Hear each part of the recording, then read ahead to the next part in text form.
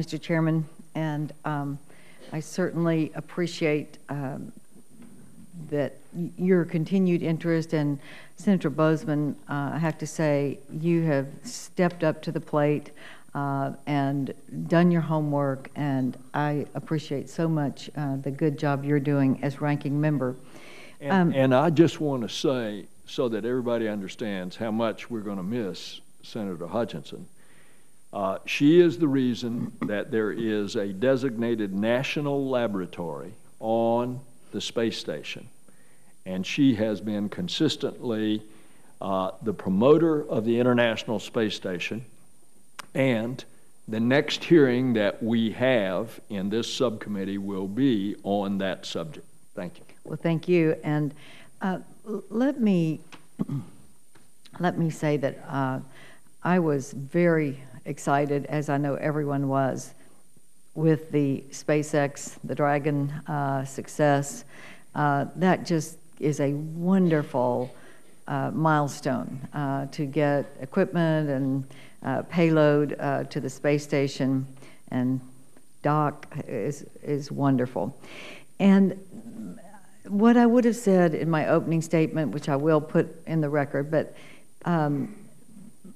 we are paying a heavy price for the Russian Soyuz space.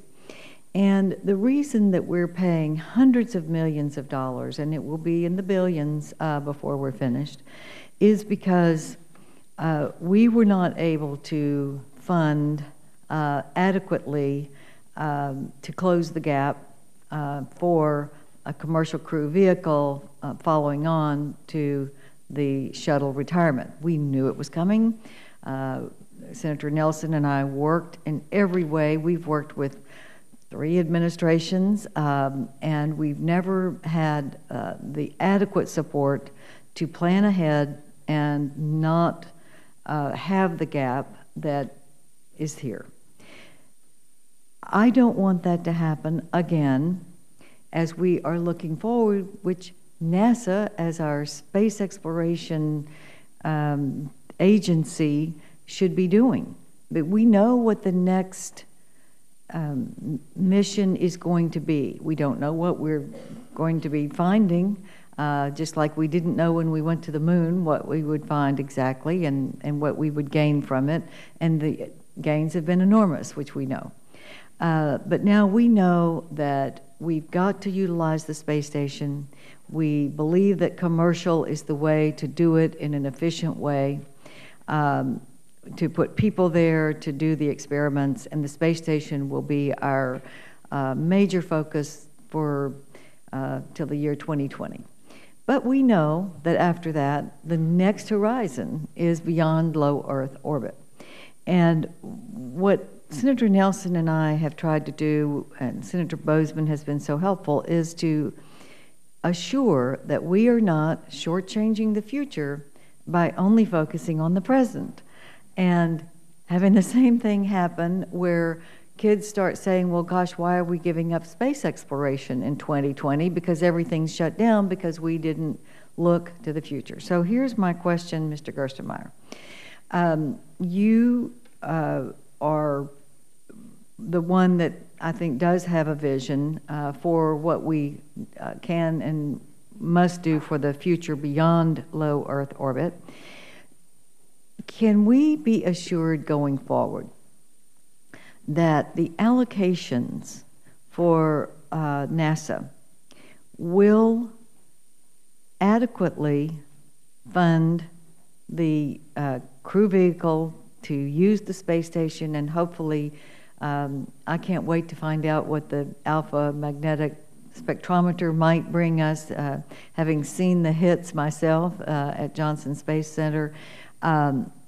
Can we, though, be assured that NASA will fully fund the commercial crew vehicle and the commercial efforts up to that time, and also continue the progress so that in 2020, well, before 2020, but when 2020, when the space station will go away, most likely, that we will have a fully ready to go heavy heavy launch vehicle with a capsule on it for astronauts that will have a mission ready, so that we aren't going to see what happened honestly this year, and it was that they took the exact amount out of heavy launch and put it into commercial.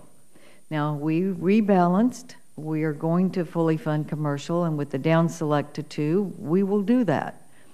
And I know Congress, with the leadership of Senator Bozeman and Senator Nelson going forward, and the other people who are going to be coming into Congress are going to want to do the same thing.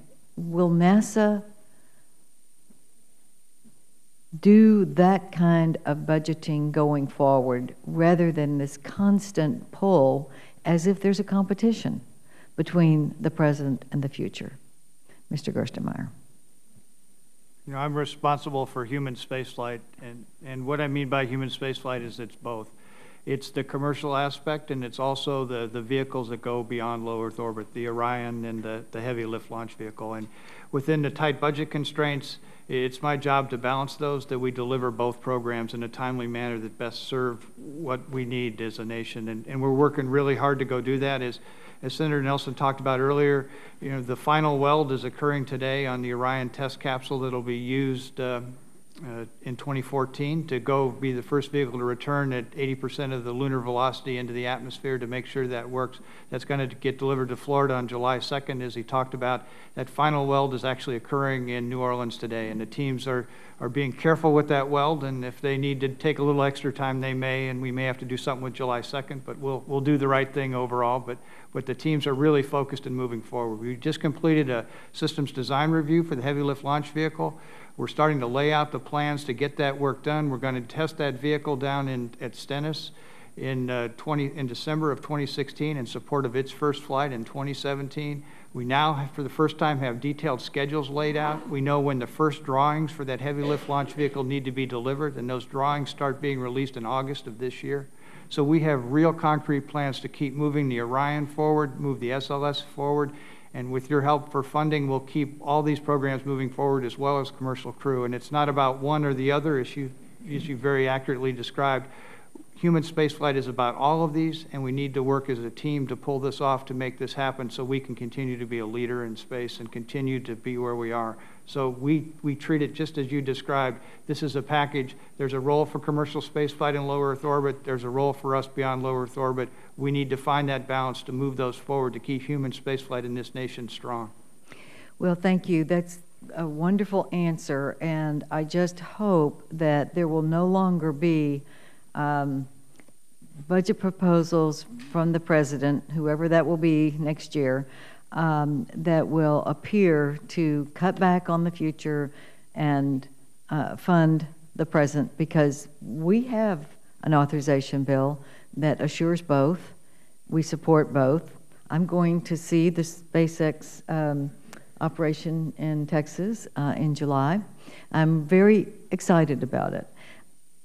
I don't want to see next year another instance of what we saw this year, Mr. Gerstenmaier, and I just hope that we can see that commitment on the part of NASA and the President's OMB.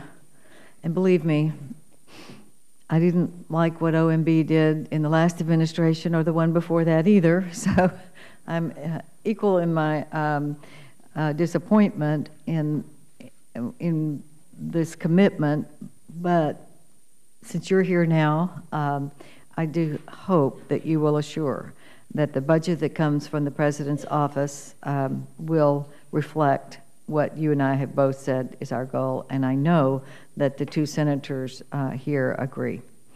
Thank you very much.